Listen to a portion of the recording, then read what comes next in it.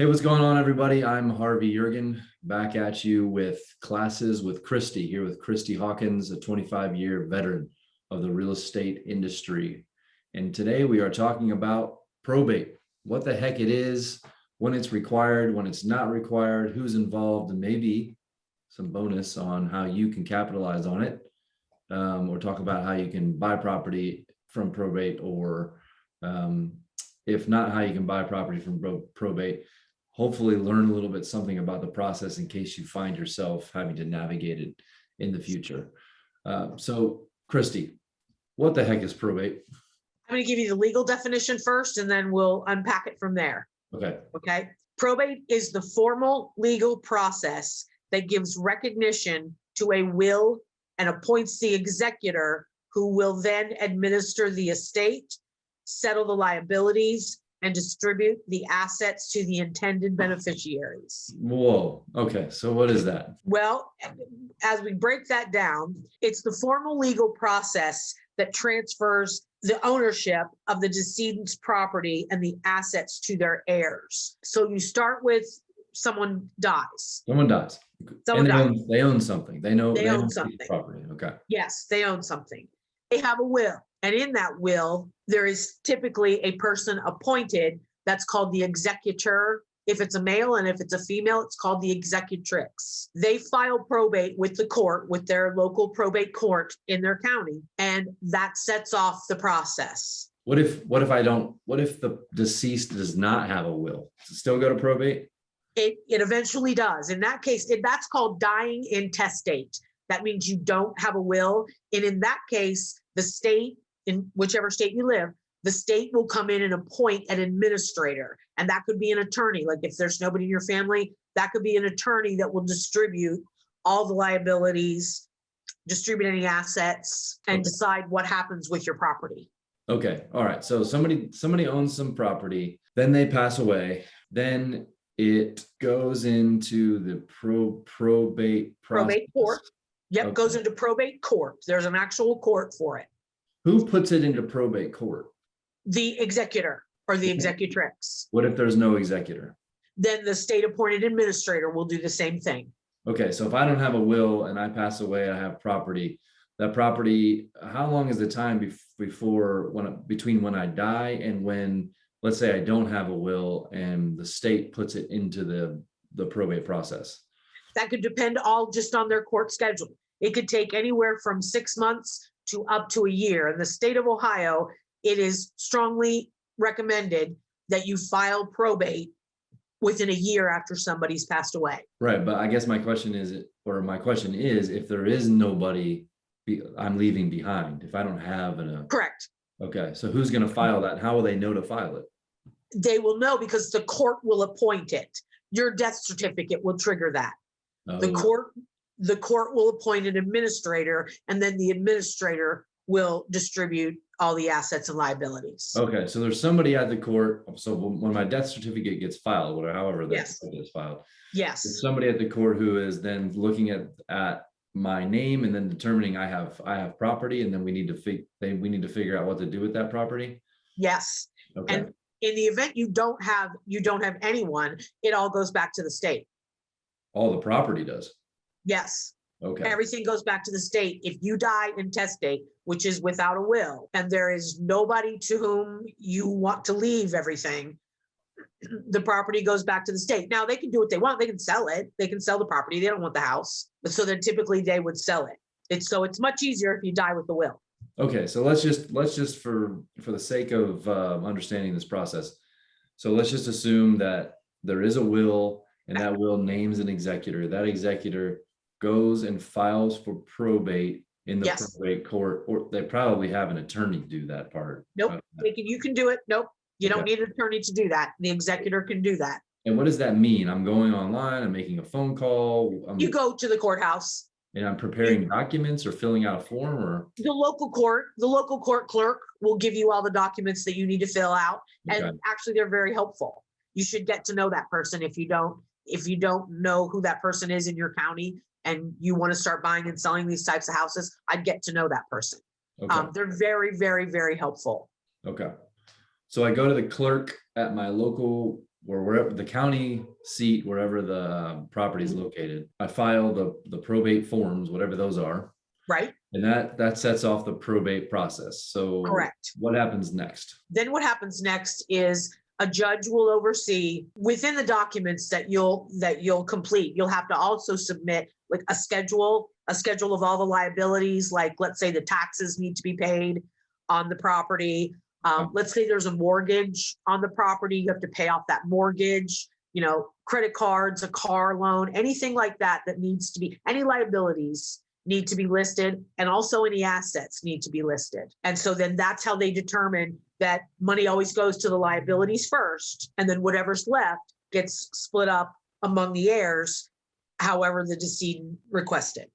Wait, so are we talking about all the deceased assets, or are we talking about just that piece of property?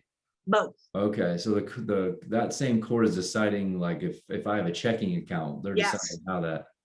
So Yes. the court or the judge is looking at the will and then making the determination of how the will how the will reads and how the things should be distributed based on that will. Correct. Including the property. Yes, including the property. Okay, so the probate process then is not specific to real estate. No, it is not. Okay, it's all. But typically, someone's, I think statistics say 80% of your worth comes in your home. Can we go back? Can you read the legal definition of probate again?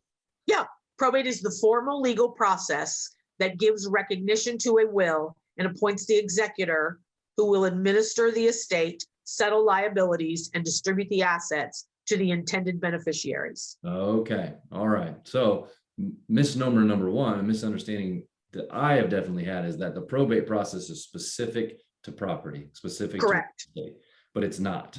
But it's not. No, it's everything.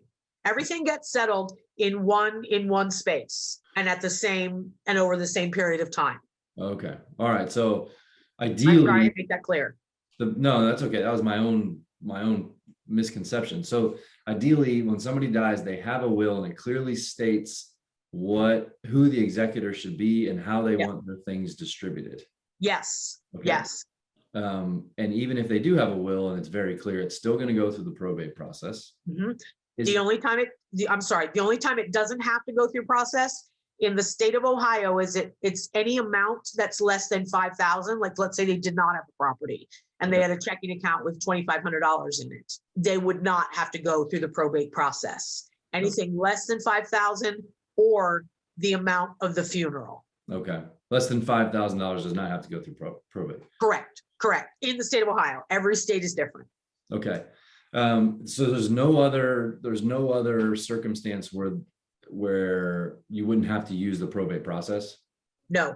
Well, except a couple others. When the assets are in a living trust, when the property is passing to a designated beneficiary, like if they name their spouse, or when a house is titled in joint tenancy with rights of survivorship. So that means when one spouse passes away, it automatically transfers to the surviving spouse. Right. Okay. Which is how every married couple should have their house titled. Well, yeah, I mean, obviously consider it, talk to an attorney or something. Yes. Okay, so those are the few. So that is why then you hear so much conversation in the real estate realm about putting your real estate into a living trust.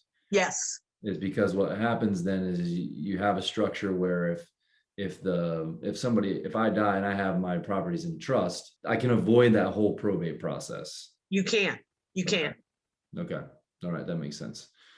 Okay, so I think we know who's involved. It's obviously the deceased. And then hopefully they have a will. It's the executor or executrix if it's multiple people. If it's a woman. Oh, if it's a woman, okay. Yes, if it's female. And then you have the clerk at the county. Probate clerk. Yep. And then so specific clerk for probate. Yes, they'll be in that court. Okay. They'll be in that court, and there'll be a clerk, and then there'll be the rest of the people in the office. And typically those people are great, and they'll help you. Okay. With anything you need. All right. Then you have the judge. The judge. Okay. Yep. Are there any other players in this scenario? You could have a probate attorney. You can always select to have an attorney, but it's not required by law. And what's their role? Are they just helping to interpret? They're filing legal documents, they're not, Okay. they're filing legal documents that you can file if you want to yourself. Yeah, okay, okay. Anybody else in that? Just the heirs, the beneficiaries are the only other real players involved. The people who these assets are getting Correct. distributed to. Correct. Okay. I think I have a question about if I have assets to distribute, but I also have debt. How does, and let's say those assets are real estate assets, how does that debt get paid off if I haven't liquidated those assets? Well, you'd have to liquidate the asset first so that you would be able to pay off the debt. So the court is going to force me to liquidate? Correct. The court's going to force the sale of that property in order to pay off the debts. Okay. Or maybe do those debts transfer to the heirs? No, the debts don't transfer. The debts have to be paid. Okay. Okay. So what I'm hearing is opportunity. Obviously, if I'm a real estate investor looking for discounted property, I would assume that because the process starts by filing for probate with the probate clerk, that probate clerk may or may not have a list of people who have filed for probate. Correct. There's a list. You can get on the probate website and you can search dates. You can search by last name if you know the last name. All that's public record. Okay. You can find all of that at the courthouse or online. Okay. So if let's for instance, I wanted to call or mail people who have recently filed for probate, the name of the person who's filed for probate is either going to be a state representative or some sort of government official if there was no executor named in a will, if there was no will, right? Correct. If there was no will, the person would be a state administrator. Is that state administrator? So that's another person we forgot to mention. Oh yeah, that is. Thank you. So the state administrator, are they like the primary point person for these types of? They are. Yes, they are. Anytime a property or assets come through probate and there isn't a will, and there's not an executor, that person is the person handling all this? Correct. That's the person you'd want to contact to see if you can buy the property. Okay.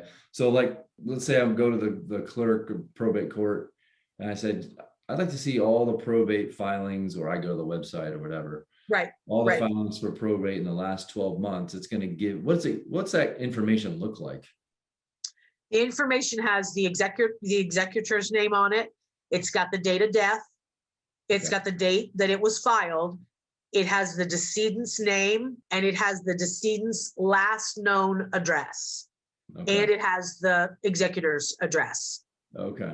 And so in the case of the administrator, it's got the administrator's address. And then, so you're kind of, if you're looking to buy property, you're kind of having to fish through that and figure out if they owned any property or not. Correct. Correct. Because there's no way to know that.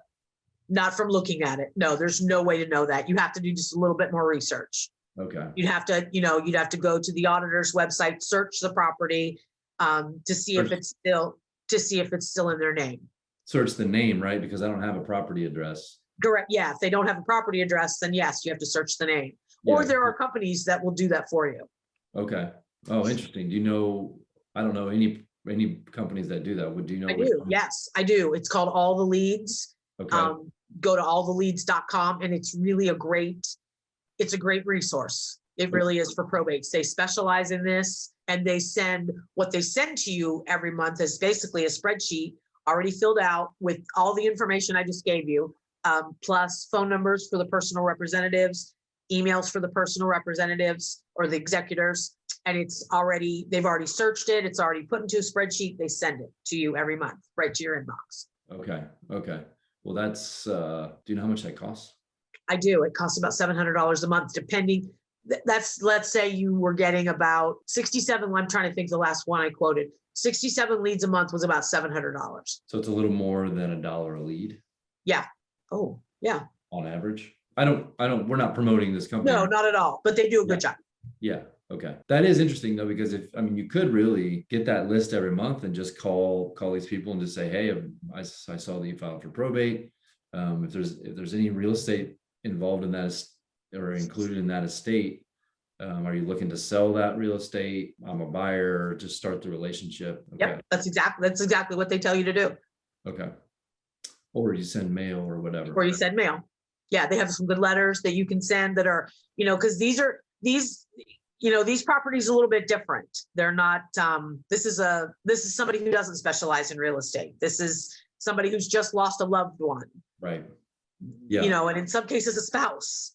Yeah, right. So that's a good opportunity to plug sensitivity and empathy.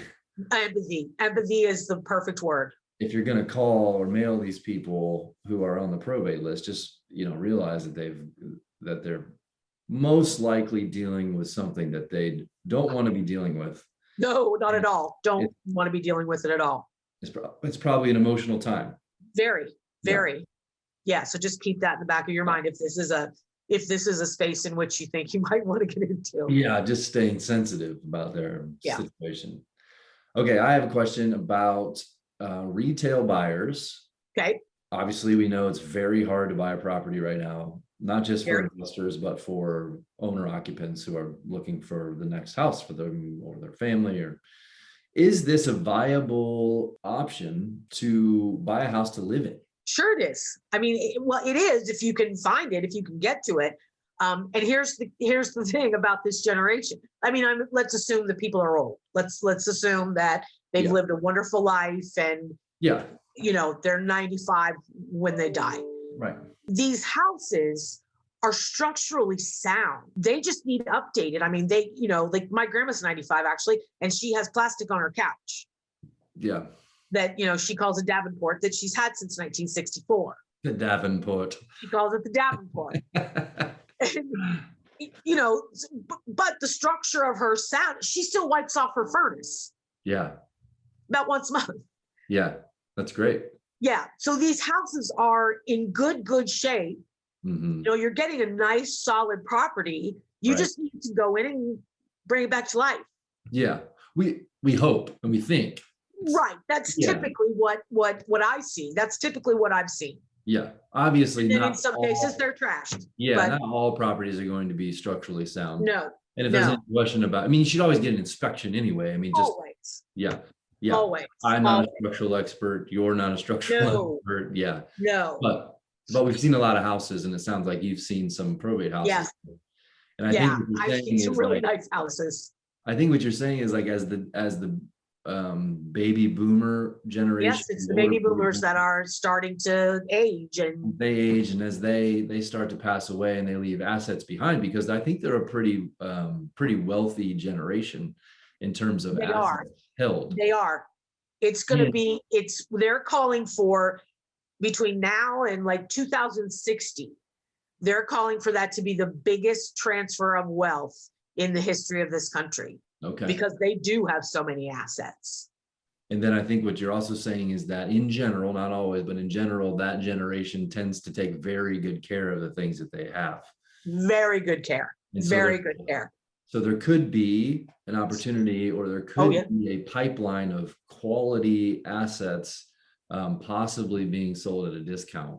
Yes. If you're able to tap into it. So I would say to real estate agents representing buyers and buyers to not forget about this channel for finding property. That's a great idea. Yeah, because they are struggling right now. Yeah, because if you can figure out how to get a list and filter it and go and see the property or start a conversation with the seller and try to pick out some houses that might work for a buyer or several of your buyers, then if you're a buyer's agent and you do that, you're a hero. You're a rock star. Yeah, right. Yeah. You really are. There's 1,300 properties on the MLS right now. And if no houses came back on, I saw the other day, it would take about 3 weeks for all the houses to be gone. Wow. So it's not news to anybody, but it's literally insane. Buyers agents are struggling, buyers are struggling to find houses. And this is a great outlet to try to find places for people. It is. Right. It's what they call blue ocean. Yeah, right. Exactly. A space where not many people are in. Correct. Currently, that we know of. I don't know many buyers agents who are doing that. Well, they also kind of give you a statistic. If you're not planning to make this your niche and get into this specialty, within 5 years, it'll be too late. Because it's going to get They predict it's going to get that big. That makes me think why we're not doing more of it. We're doing a little of it. So are you calling or are you mailing or? I'm not calling. I'm mailing. Calling is hard. I mean, it's because it's hard because you just don't know. I mean, I've had people cry Yeah, sure. on Yeah. the other end of the phone. I've been yelled at. Sure. But I Yeah. think it's like anything else though. Like if you go into it thinking, you know, I have a possible solution for a Yes. possible That- stress that's situation. it. Yeah. And I'm not here to push anything on you. I'm No, going to call, I'm going to see, I'm going to confirm the information that I have. I'm going to see how things are going. Can I be of any help to you? can I be of any help to you? If you wind up crying, I'm going to listen to you. I'm gonna listen. Maybe I can help you in other ways. Who knows? Yeah. Oh, there's all kinds of opportunities. I mean, sometimes, sometimes they don't have a house, but sometimes they've got a house full of furniture that they don't know what to do with. Right. Yeah. So, you help them because you happen to know people that can come clean out a property, and That's you make them an extra $20,000 because they just sold the antiques in grandma's house. That's right. Yeah, that's right. Yeah. So I think, yeah, if you walk into the situation, every phone call with the mindset that I'm gonna try to solve problems here and help Solve people. problems. That's it. Obviously my primary solution that I can offer is revolves around buying real estate or finding a buyer for a piece of real estate that is in your estate. Yes. That's obviously my first and primary solution that I can offer. That kind of changes the narrative in your headspace when you're calling people. It does. It should. Yeah. It should, because that's what you are doing. You are trying to help. Okay. So But there are slimy, but there are slimy people too that do it. well, yeah. And then when they pick up the phone, they don't know you from the next slimy person, right? Nope, they don't. They So- don't. And you're just calling at probably the wrong time. Yeah. And then it's on you to separate yourself from the slime. Yep. It is. Exactly. It's on you to do that. Yeah. Okay. So you can buy these lists about $700 for 70 Yeah. probate lead. Yeah. Is that one county or is it everybody, every county in a region? That's one county. That's one county. So if you Yes.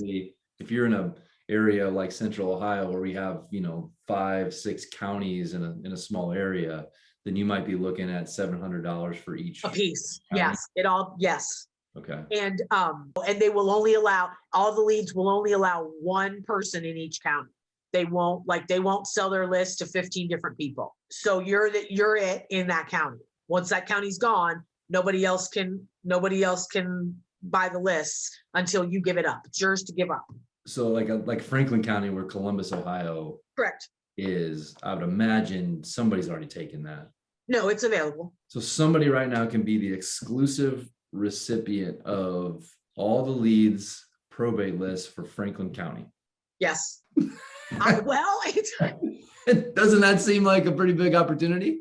well, it does, but I think I said the price, and I think I agree. Yeah, I think it's great. I do. I think it's great. I mean, that even sounds like if you secured that spot is then marketable at a margin. You mean you could Oh, I sell, never even thought about that. you could sell your spot to somebody if it's popular and you're the only one in the county who can get this Yeah. list You're the only one in the county. from all the leads, but that Yes, from all the leads. Yes. You can go and get another, you can get the same list from a different route. Yo, for sure you can. You can do it yourself. Yeah, by But that- going to the county. Yeah, you can go, but that takes time. All right, so that's the probate Well, process. Okay, And, yes. I think if you're watching this, you're listening to this, and you are a real or budding real estate investor or a real estate investor, or a buyer in general, or a buyer's agent, hopefully you see the opportunity here to find possible distressed real estate, possibly good real estate, and buy it at a discount. Hopefully too, that if you are someone who might find yourself on the other side of it, where you're an executor or you're an heir or somebody on the front end, and you've never really dove into this process, that this kind of sparks your learning. And obviously you can go and you can dig into it further, but hopefully that helps with understanding the process. I feel like I understand the process better. Good. Yeah, I mean, I thought, It's like I pretty said, cool. I mean, it's a yeah, pretty cool, I've done a little bit of it. I mean, I've been yelled at, I've cried with people. sure, It's, I'm still not over being yelled at, but it really does. I mean, to help a person in that situation, it's pretty, it makes you feel pretty good. sure, There's yeah, a lot of reward that comes with this, with doing this type of work as well, right. not just monetarily. Right. Yeah, that's awesome. Well, as always, this is not legal advice. It Yes, is, correct. it's just it's education, and it's a general synopsis of a process, then maybe some opportunity and tools that are available to you. If you have further questions, or if you start to get involved in this on either side, contact a professional, contact an attorney, contact a real estate agent or broker, and they'll be able to take care of the nuts and bolts of this process that we aren't qualified to go over. Right. So that's just smart. Do your own due diligence and seek your own guidance from other professionals. So probate process, this was great. Glad to be back at it. Thank you, Christy, and we'll Thank see you. you guys next time.